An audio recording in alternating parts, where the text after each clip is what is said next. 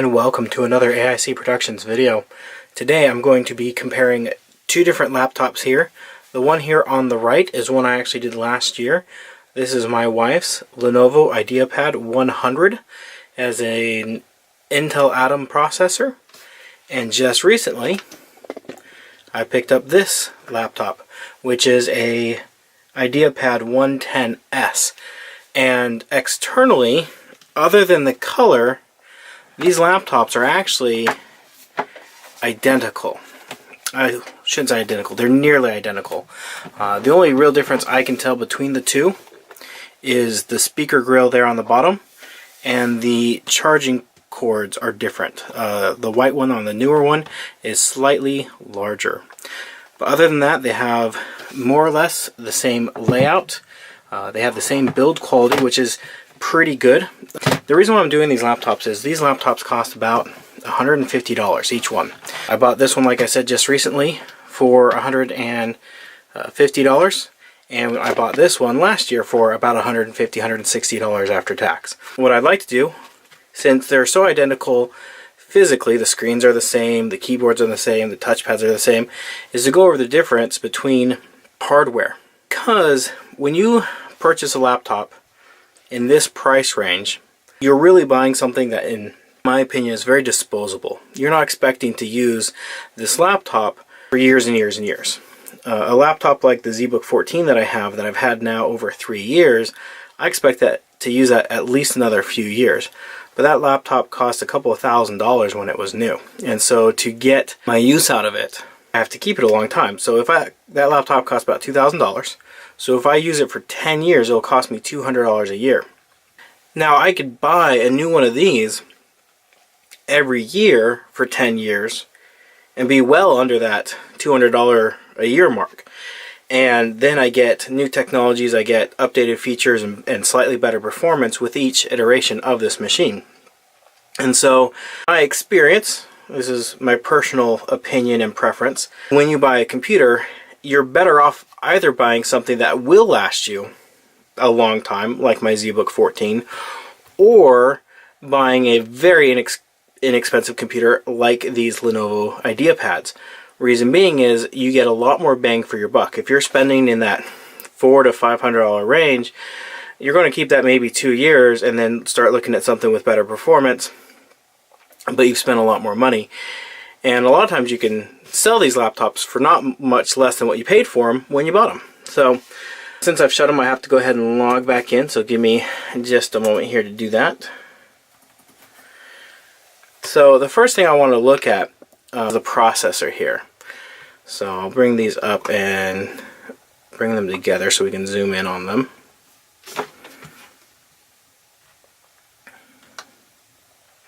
Now my wife's, the one here on the right, has a skin on it, which I definitely think I want to do, because one thing with these, the touchpad, it gets a kind of a slick spot in the center of it pretty easily, and of course the camera does not want to focus, and so the vinyl sticker on it actually makes it quite nice to use.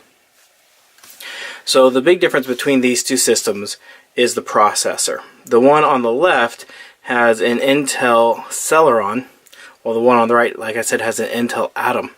The Celeron does have just 2 cores, while the Atom does have 4 cores. But the Celeron is a much newer technology with a much faster processing speed and a lot more grunt under the hood. They both have 2 gigs of memory, and it's DDR3 for both. So there isn't any actual difference there. But the RAM is faster on the Celeron. It is, let's see if I can get a focus here. The frequency is 1599 megahertz, and on here it is 666. So the memory on the Celeron is a lot faster, and you'll see that here as well when we look at the benchmarking numbers. The next thing I like to look at is the crystal disk mark for the storage. Now these both have eMMC drives, And eMMC drives are just barely faster than spinning media. And so you're not going to expect huge performance out of an eMMC, especially compared to an SSD. Now, I apologize for the numbers being a bit off on these. I did just download both of these from the website, but for whatever reason it pulled up different versions, because this one is running 32-bit version of Windows 10 and this one is running a 64-bit version, and they don't have the same features. But it does give you an idea of the comparison between the two. The eMMC on the 110S is just slightly faster. Not a ton faster, but it is faster. And that slight speed increase, in addition to everything else, is noticeable. At least I think that it is. Go ahead and close that on both of those, and we'll close out a CPU-Z as well. So next we're going to look at just the performance numbers of these systems. Let me bring this one over so it's a little easier to see. Keep trying to use one mouse to control both computers there. Alright, so let's see if I can get both these on the same. I apologize, my camera does not want to focus on this, but it gives you an idea of some of the numbers we're dealing with here. So you see in the green box at the top that the overall score for the Celeron is nearly twice as fast as it is for the Atom processor. Starting off with the CPU there in the yellow box, you have 1100 here for the Celeron, and you have 626 there for the Atom, which is nearly twice as fast. 2D Mark, basically the same story, nearly twice as fast for the Celeron. Again, for the 3D Mark, it's actually almost 3.5 times as fast. You have a score of 282 versus 82 for the Atom processor. The memory mark is 560 for the Intel or for the Celeron, and 231 for the Atom processor. So again, more than twice as fast for the Celeron. Now, it does give us a disk mark which is lower on the Celeron.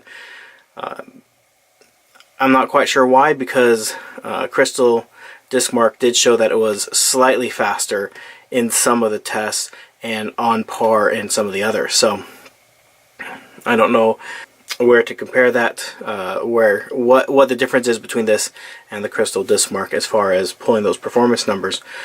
But just in day-to-day use, the 110S is significantly faster. With the Atom processor, it struggles to do things like play YouTube videos. It gets choppy. I wouldn't try to game on it. Even Minecraft just doesn't play real well. It definitely is a one-task machine. Whether you're checking your email or you're surfing the web and you only have a couple browsers open, or you're typing something in a note document, it really just does one thing at a time, and it does it okay. It's acceptable. Where with the 110S, it definitely is more of a more rounded machine. I haven't done any gaming on it yet, but just based off of the scores, this has the same Celeron processor that the Asus E402S that I recently reviewed has. It does have less memory, and it is running on that eMMC, so that will hamper it a bit, but I have a feeling it will perform reasonably well for some of those gaming tests that I will throw at it.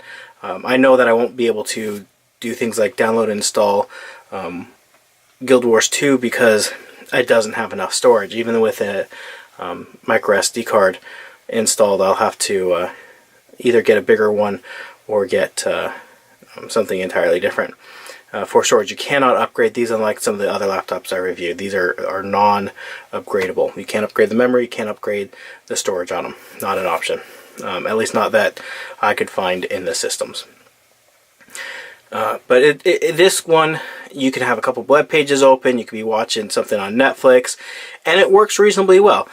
And the great thing about both of these laptops is the battery life. The battery life on these laptops is amazing. So this is just a quick overview of the 110S.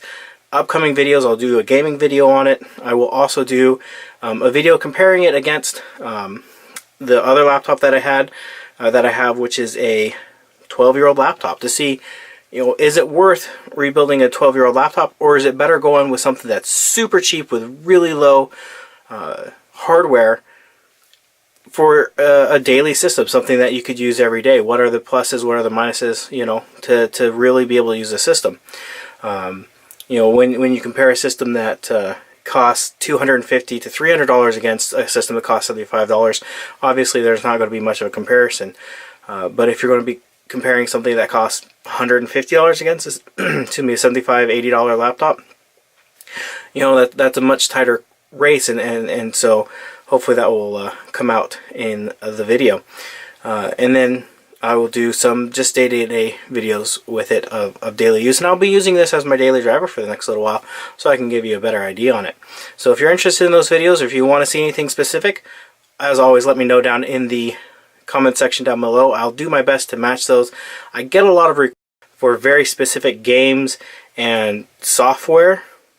If they cost money, I'm probably not going to be able to get those, because somebody was asking me about an Adobe application, and it's $2,000 for me to download that application, and I just don't have the resources to put into that. But if it's something that's free or something that's reasonable, I'll definitely try my best to meet that request. Anyways, thank you for watching. Hope you have a great evening, and